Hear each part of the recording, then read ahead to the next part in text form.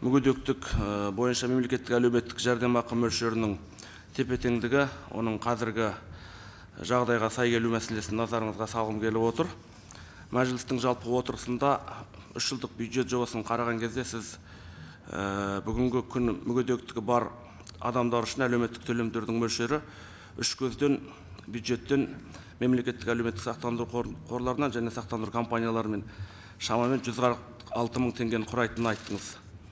Сонымен қатар бүгінде бірінші топтағы мүгедектік бойынша жәрдемақы мөлшері 71,8 мың теңгені, екінші топтағы мүгедектік бойынша 57,2 мың теңгені және үшінші топтағы мүгедектік бойынша 38,9 мың теңгені құрайды. Ал мемлекеттік әлеуметтік сақтандыру қорынан еңбекке қабілет жоғалту бойынша әлеуметтік төлемдердің орташа мөлшері одан да аз, яғни 30,13 мың теңге. Қалай болғанда да 146 мың теңге шықпайды. Егер шығады деп болжасаңыз, бұл мөлшер аздаған адамдарды ғана құрайтын өзіңізге де мәлім. Осыған байланысты мынандай сұрақтар туындайды. Осы жәрдемақы түрлерінің мөлшері қандай стандарттарға негізделген? Ағза функцияларын қалпына келтіру үшін мүгедектігі бар адамдарға қанша тамақ, дәрі-дәрмек қажеттігін мәселесі. Өкінішке қарай, кодекс жобасында мемлекеттік әлеуметтік жәрдемақылардың ағымдағы мөлшерінің өзгергенін көрген жоқпыз. Сондықтан мүгедектігі бар адамдарға арналған әлеуметтік жәрдемақылардың ағымдағы мөлшерін қайта қарау бойынша министрліктің жоспары бар ма? Осыған кеңірек тоқталып өтсеңіз.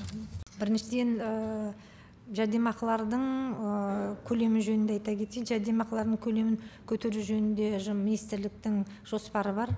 Себебі енді мемлекеттің де бюджеті өзінің экономикалық, қаржылық жағдайына байланысты. Сондықтан да біз өздеріңізге белгілі кезең-кезеңімен балаларға көтердік, одан кейін мына зейнеткерлер көтердік, кейінгі әрине әлжуаз топтардың бірі және ең біз айтамыз жаңа единственный доход деп, тек қана бір табысы бар азаматтар табысы негізі осы табыс болып отырғандықтан, әрине бұл мәселе жоспарымызда бар. Бірақ біз бір нәрсені айта кеткеніміз жөн шығар. Мен 146 мың теңгені айтқан кезімде тек қана 3 деңгейлі жүйеден алатын жәрдемақыны емес, сонымен бірге біз жәрдемақыдан басқа азаматтарға толық арнаулы әлеуметтік қызметтерді толық мемлекет тарапынан береміз. Екінші, барлық компенсаторлық техникалық құралдарды, оларды да тегін мемлекет тарапынан береміз. Егерде бір азаматтың өзі әрқайсынан бір санаторлық курорттық лечение алатын болса, болмаса бір протез алатын болса, немесе басқа да бір қызмет алатын болса, соның бәрін есептей келгенде, орташа бұның барлығы мемлекеттік бюджеттен бір қаржыдан шыққандықтан, орташа 146 мың теңге деп айтқаным рас. Сондықтан да сіздер осыны ағарған кезде мен кездесу кезінде де айтам, біз азаматтарға, әсіресе мүмкіндігі шектеулі азаматтарға берілетін жәрдемақыны айтқанымыз кезімізде тек қана берілетін ақшалай түріндегі мәселе емес, натуралды түрде беріп жатқан, мемлекет тарапынан тегін беріп жатқан мәселелерді қарастыруымыз керек деп. Жаңа айтып кеттім, біз ендігі осы әлеуметтік кодексте өздеріңіздің қарауларыңызға алып келген кезде жеке жан басына шыққандағы нормативті ендіру бойынша. Ол норматив енді сіздер қарағаннан кейін монетизацияға айлануы да мүмкін. Яғни жәрдемақы оған қосымша берілетін протезіне болмаса коляскасына керекті қаражатты ақшалай түрде беріп, онан кейін ол өзі порталдан сатып алу мүмкіндігіне ие болсын деп. Сондықтан да жалпы жоспарымызда бар жәрдемақыны көтеру жөнінде.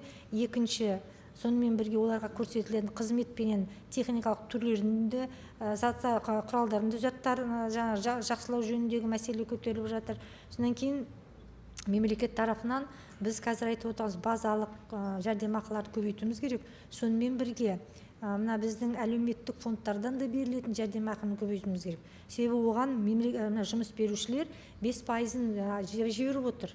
Әр ай сайын 5%-ын жіберіп отыр. Сондықтан да тек қана мемлекеттен емес, жұмыс берушіден келіп түскен әлеуметтік активтерден де бірдей көтерілу керек қаражат. Сонда азаматтардың жәрдемақысы 3 деңгейлі болғанда, оны енді жоғары болады деген пайымымыз бар.